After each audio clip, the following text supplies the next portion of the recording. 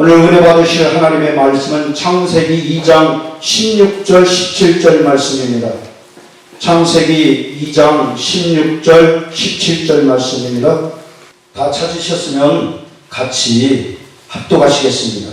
여호와 하나님이 그 사람에게 명하여 이르시되 동산 각종 나무의 열매는 네가 임으로 먹되 선악을 알게 하는 나무의 열매는 먹지 말라. 네가 먹는 날에는 반드시 죽으리라 하시니라. 아멘. 여러분, 예수를 알기 원하십니까? 더 깊이 하시기 바랍니다. 우리가 예수를 깊이 할 때 예수 그리스도께서 우리를 위해서 대속해 주신 그 은혜와 사랑이 우리의 삶 가운데, 우리 인생 가운데 풍성하게 넘쳐날 줄 믿습니다. 아멘.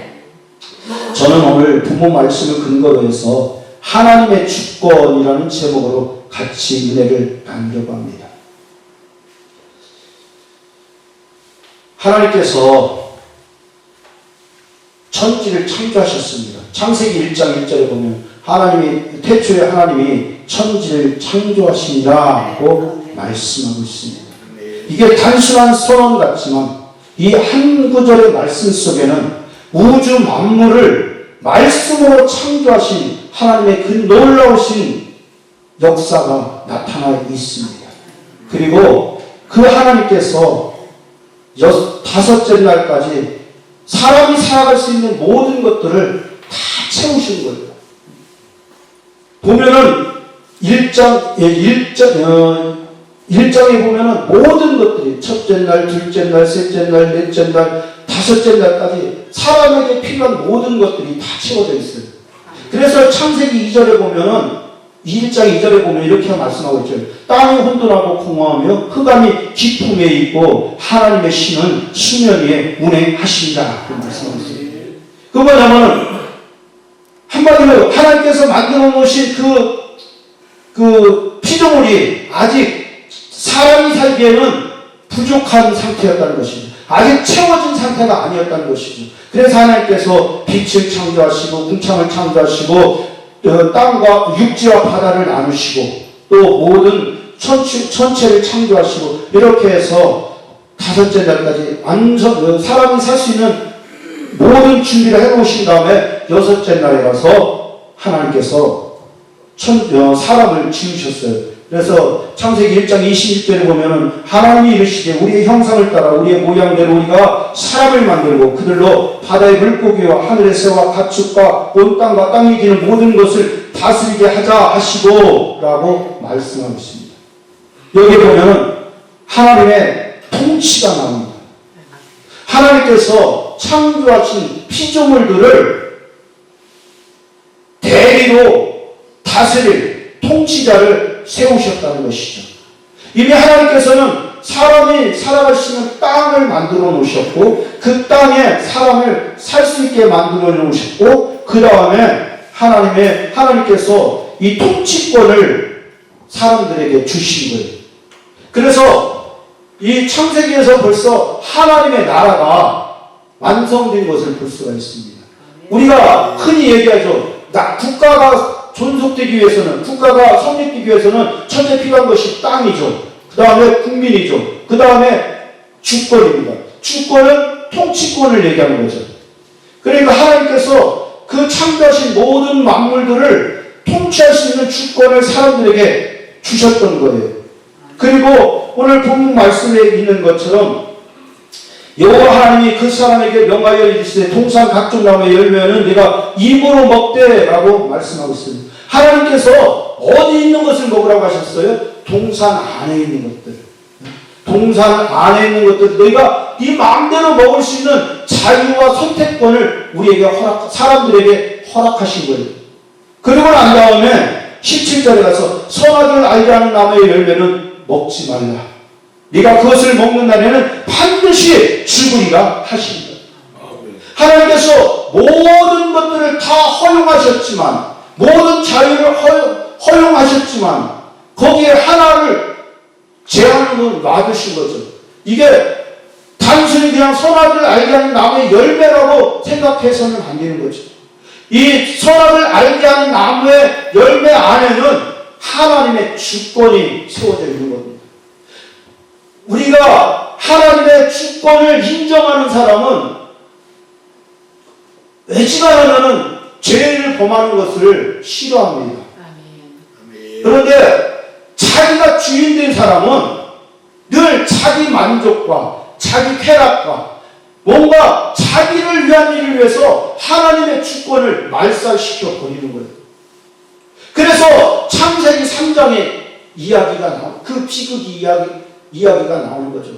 그 창세기 3장에 가서 뱀이 여자에게 접근했습니다. 그리고 여자에게 말하죠. 하와야, 하나님이 동산에 있는 모든 나무의 열매는 먹지 말라고 하시더냐? 그러니까 하와가 뭐라고 대답하죠? 아니, 하나님이 우리 선악을 모든 나무의 열매는 우리가 먹을 수 있지만 선악을 알게 하는 나무의 열매는 너희가 먹지도 말고 만지지도 말라고 하셨어 라고 이야기하죠. 그리고 그 선악과를 따먹는 날에는 네가 반드시 죽는다고 하셨다고 하와가 이야기하죠. 그런데 뱀이 뭐라고 합니까? 아니야, 죽지 않아.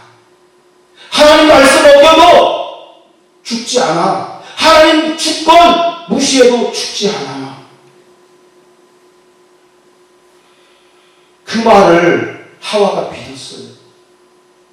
한마디로 얘기해서 하나님의 주권이 무너진 거예요.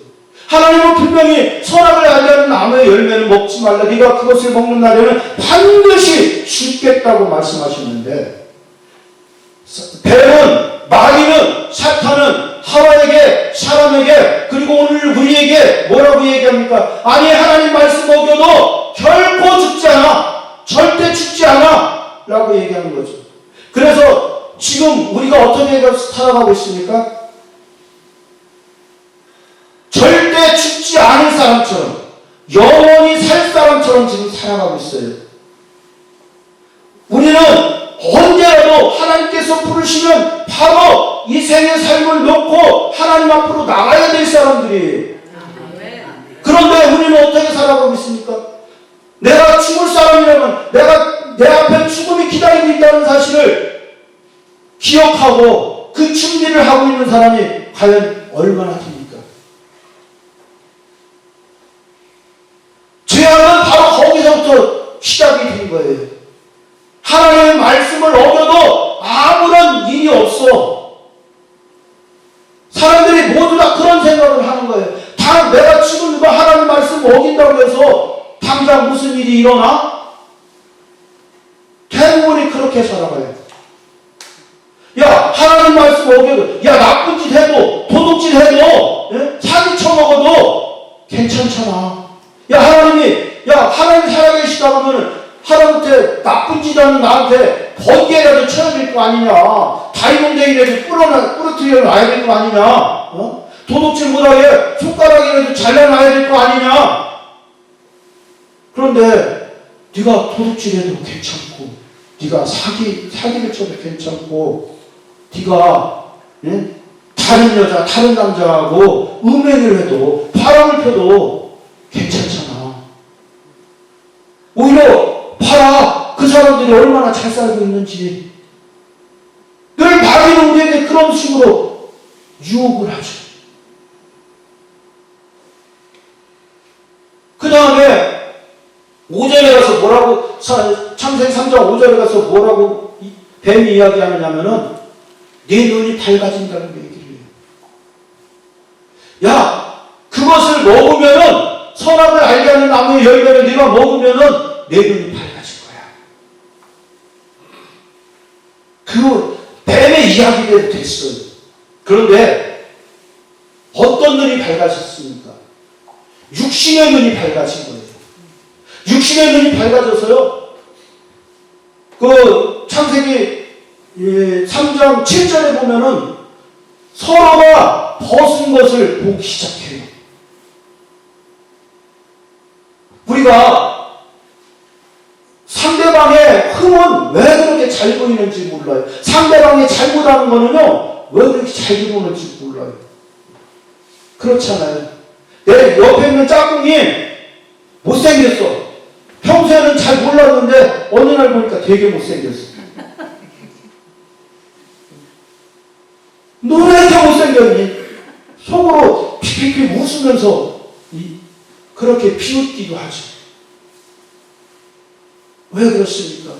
우리의 육신의 눈으로 쳐다보니까 하나님께서 만들어 놓으신 그 장점은 하나도 안 보이고 마귀가 우리에게 넣어준 그 단점만 눈에 띄기 시작하는 거예요. 우리는요, 어떤 존재인지 아세요? 우리는 존귀한 사람들이에요. 하나님, 세상에 그 엄청나신 하나님, 우리의 말로서는 다 표현할 수 없는 그 하나님께서 그 하나님의 능력의 손으로 땅의 흙으로 우리를 빚으셨어요. 아멘. 그리고 다른 동물에게는 그렇게 하지 않으셨는데요, 사람에게는 코에 하나님의 숨을 불어넣으셨어요. 하나님의 인격이 우리 안에 들어가 있는 거예요. 고로 우리는 어떤 사람이냐? 하나님 닮은 사람. 하나님은 어떤 분이냐? 존귀하신 하나님이시죠. 거룩하신 하나님이셔요. 그러니까 우리는 바로 하나님의 형상을 닮은 그런 사람인 거예요. 그런데 우리는 그렇게 하나님의 형상을 닮은 옆 사람을 우리는 무시하고 비판하고 비난하고, 어떻게 하면 저 인간을 내가 등쳐먹고 살쳐서 내가 내 배를 배불릴 수 있을까? 그런 식의 생각을 하고 악한 행동을 끊임없이 하게 되는 거죠. 우리가 시대가 가면 갈수록 이 사람들의 그 잔악성과 악성이 너무나 아주 드러나는 것 같아요. 돈을 위해서라면은 무슨 짓이라도 다 하더라고요. 사람을 죽이는 건 뭐 그냥 밥 먹듯이 하는 거예요. 이것이 왜 그렇습니까? 우리가 하나님께서 우리에게 넣어주신 그 하나님의 본성, 하나님의 그 마음을 담지 못하고 잃어버렸기 때문에 그런 거예요. 하나님은 사랑이시잖아요. 그래서 하나님께서는 하나님의 만드신 그 사람들을 보시면서 보시기에 좋았더라고 말씀하시는 거예요. 그냥 하나님이 보시기에 좋았더라고 하는 것은요, 그냥 사람이 보기에 좋네 그 정도가 아니에요. 어제 우리 조유식 목사님이 말씀하셨죠. 마카리오스 복이 있을지어다. 우와, 복이 있을지어다 하는 그런 정말로 탄성을 지를 만큼 하나님께서 우리를 기뻐하시는 존재인 거예요. 그런데 우리 안에 그런 하나님의 사랑의 마음이 사그러드니까 이제는 우리 안에 뭐만 남아요? 짐승의 마음, 수심만 남는 거예요. 그래서 악한 짓을 하면서도 전혀 죄의식을 느끼지 못하는 거예요. 이거 기가 막힌 일이죠. 그리고 이제는 전부 다 자기 중심으로 살아가요. 오늘날 지금 우리나라에 가장 큰 문제가 뭔지 아세요? 우리나라가 지금 서서히 망해가고 있는 거 여러분 아세요? 북한의 그런 행동이 때문에 망해가고 있는 것이 아니에요. 경제적인 침체 때문에 망해가고 있는 것이 아니에요. 인구가 줄어가고 있어요. 2022년도 출산율이 얼마였냐면 0.78명이었대요. 두 사람이 결혼해갔고요, 한 사람을 안 낳았어요. 한 사람을 못 낳았어요. 올해 예상 출산율이 얼마냐면 0.71명이에요. 그리고 2025년도에 가면 0.6명으로 줄어들어요. 이렇게 계속해서 한 50년만 계속되면요, 대한민국이라고 하는 나라가 지구상에서 지워져 버리는 일이 생긴다는 거죠. 왜 그래요? 사람들이 전부 다 자기 편한 것만 쫓아서 가는 거예요. 이제는 남은 상관이 없어요. 어쨌든 나만 배부르고 나만 등 따시고 나만 잘 먹고 잘 살고 나만 좋은 것 누리면 된다는 그런 마음들이 지금 사람들 마음속에 팽배해 있어요. 하나님은 우리에게 뭐라고 말씀하셨어요? 내 이웃을 내 몸과 같이 사랑하라고 말씀하셔요. 그리고 내가 너희를 사랑한 것 같이 서로 사랑하라고 말씀하셔요. 그런데 지금 세상은 하나님의 말씀과 완전히 거꾸로 가고 있는 거예요. 이것을 이대로 가면 안 돼요. 이게 정부가 돈만 갖고 해결되겠어요? 안 됩니다. 근본적으로 뭐가 무너졌어요? 사람들 마음속에 사랑의 마음이 무너진 거예요. 서로가 서로를 위하고 서로가 서로를 아껴주고 사랑해주는 그 마음이 다 식어버렸기 때문에 요즘 젊은이들이 여기 이제 젊은이들도 계시지만은 결혼을 해도요 통장 관리를 따로 하더라고요. 내 통장 내가 관리하고 내가 버는 것 내가 관리하고 네가 버는 것 네가 관리하고 그래서 우리 저기 생활비는 반반 부담하자. 그런 관계 속에서 서로가 서로를 향한 신뢰하는 마음이 생기겠어요? 생길 수가 없는 거예요. 혹시나 저 남자가 딸 주머니 챙기는 거 아닌가? 혹시 저 여자가 친정집에다 다 갖다 빼다 주는 거 아닌가? 서로가 서로를 의심하면서 살아가는 거예요. 딱 마귀가 펼쳐놓은 전략에 사람들이 그대로 지금 말려들고 있는 거라고 저는 생각해요. 이것은 영적인 문제라고 저는 생각해요. 그래서 이 영적인 문제는 역시 영적인 것으로 해결해야 되는 거예요. 우리 안에 잃어버린 하나님의 마음, 하나님의 사랑이 들어와야 되는 거예요. 그리고 하나님의 나라가 우리 마음속에 들어와야 되는 것이죠. 하나님의 통치가 우리 안에 들어와야 되는 거예요. 우리가 하나님의 말씀을 지키려고 노력해보세요. 맨날 노력한다고 해서 여러분들 하나님의 말씀 지킬 수 있는가요? 못 지킵니다. 그런데 어떻게 하면 하나님의 말씀대로 우리가 순종하며 살아갈 수 있을까요? 하나님의 마음을 가지면, 하나님의 심령을 우리 안에 가지면요, 그냥 하나님의 말씀이 자동적으로 지켜지는 거예요. 왜? 하나님 좋아하시는 건 나도 좋아하고 하나님 싫어하는 건 나도 싫어하게 되는 거예요. 그러니까 죄 짓는 일은 생각조차 하기 싫은 거예요. 옛날 같으면은 지나가는 예쁜 여자 보면 흘끔흘끔 쳐다보고 눈이 훅팍훅팍 돌아갔었는데 이제는 그 지나가는 여자 아무리 봐도 이뻐 보이지가 않아. 누가 제일 이뻐 보여요? 내 옆에서 나하고 같이 잠자는 여자. 그 여자가 제일 사랑스러워 보이고 제일 이뻐 보이는 거예요. 왜? 하나님의 마음이 우리 안에 들어오니까.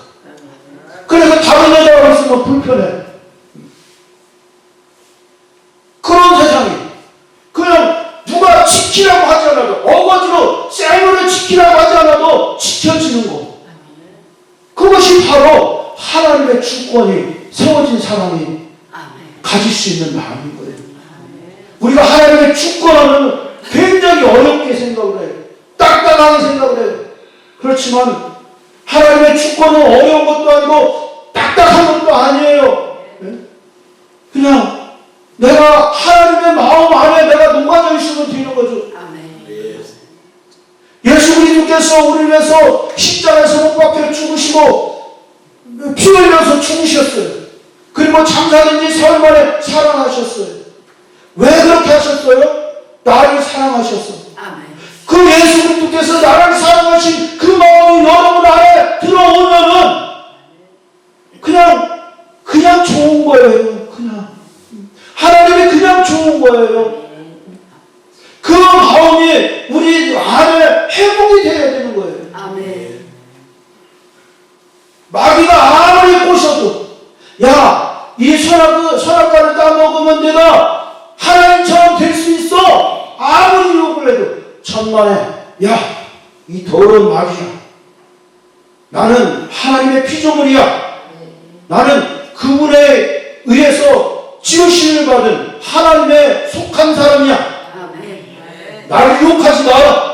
예수 그리스도의 이름으로 명하노니 더러운 마귀야, 묶은 것을 놓고 떠나가라 하고 명령해서 쫓아버릴 수 있는 거예요. 그런 힘과 그런 분별력이 우리 안에 생기는 것이죠.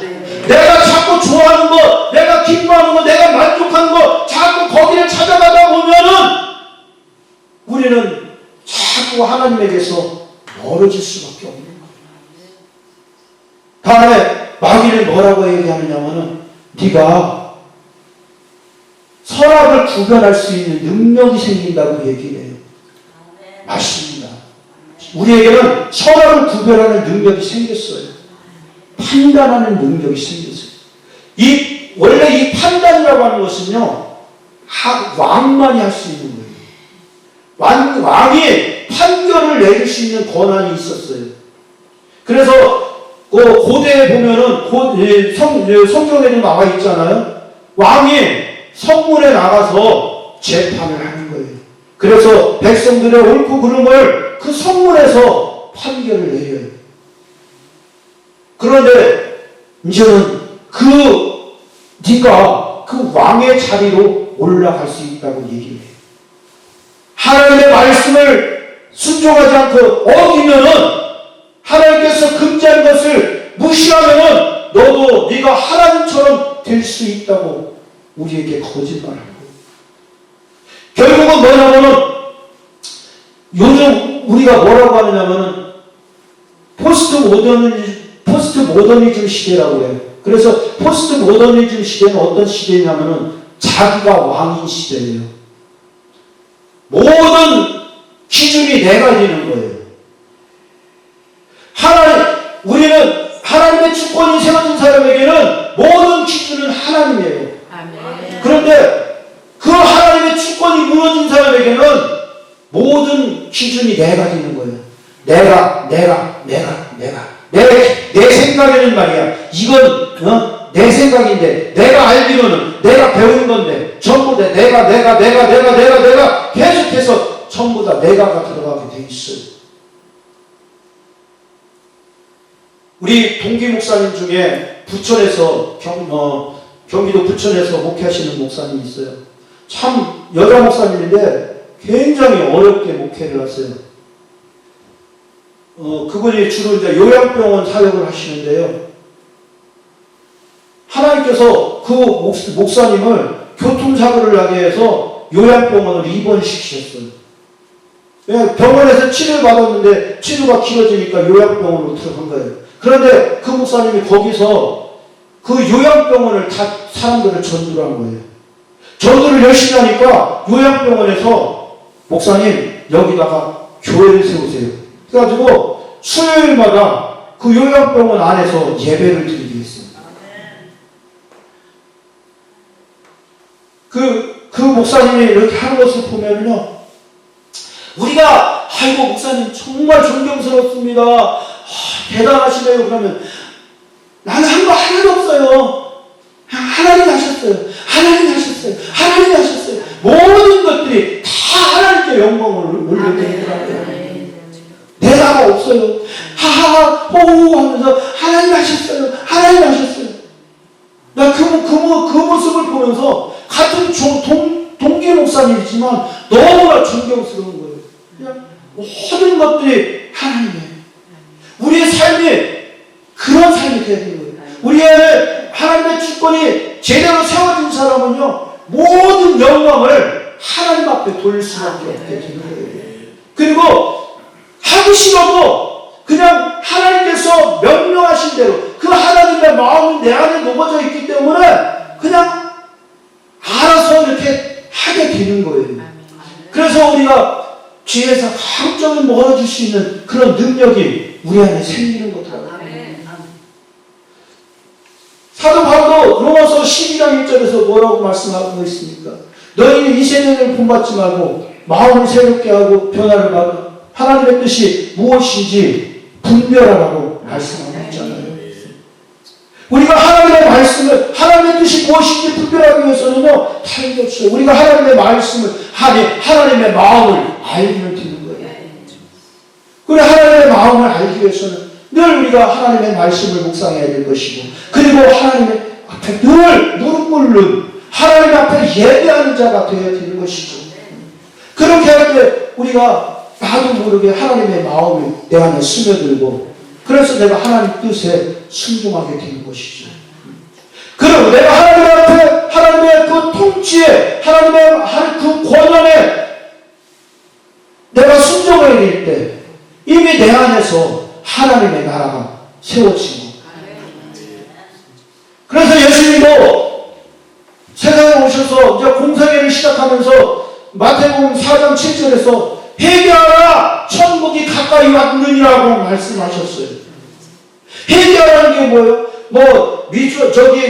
누구를 꼬집고 헐뜯고 이런 그거 회개하라는 거, 그것도 있겠지만은 더 중요한 것은 네가 내가 주인이 돼서 살던 거, 그거 내려놓으라는 거예요. 네가 중심이 돼서 살던 거, 그거 내려놓으라는 거예요. 그리고 하나님 주권이 세워져서 하나님께서 원하시는 방향대로 살아가라고 하시는 거예요. 하나님의 뜻대로 살아가는 사람은 그 안에 바로 하나님의 나라가 임한 것이기 때문에 그런 것이죠. 잠언서 8장 17절 말씀에 하나님을 사랑하는 나를 사랑한 자가 나를 사랑하는 자들이 나의 사랑을 입으면 나를 간절히 찾는 자가 나를 발탁이라고 말씀하셨습니다. 하나님은 사랑하면은요, 하나님의 사랑이 우리 안에 들어와요. 그런데 사랑하는 자들이라고 말씀하셨어요. 하나님을 사랑하는 자들. 하나님을 사랑한다고 하는 사람들은 많을 수 있지만, 그러나 그 하나님을 찾아가는 사람, 정말로 내 모든 것을 내려놓고 내가 그 안에 들어가기를 소망하는 사람은 적다는 얘기죠. 단수라는 얘기. 그리고 그 하나님과 나의 관계는 1대1의 관계라는 거예요. 이래 여러 사람이 같이 예배를 드리고 있지만 모든 사람이 하나님과 1대1 관계를 지금 이 자리에 앉아 계신 거예요. 그렇기 때문에 우리가 그 하나님의 사랑 안에 더 깊이 들어갈 수가 있게 되는 것이죠. 그래서 오늘 아침에는 물론 설교 말씀도 중요하겠지만 우리가 정말로 그 하나님의 말씀에 다가갈 수 있는 그런 은혜가 우리 안에 충만하게 임하게 해달라고 우리가 부르짖는 그런 시간을 우리가 가져야 될 줄 믿습니다. 이 시간 우리가 오늘 말씀대로 정말 하나님의 주권이 내 안에 세워지고, 그리고 하나님의 마음이 내 안에 들어와서 내가 하나님의 통치 안에 거할 수 있는 귀한 은혜가 임하게 해달라고 우리 잠시 동안 기도하도록 하겠습니다. 주일 청하고 통성으로 기도하시겠습니다. 주여!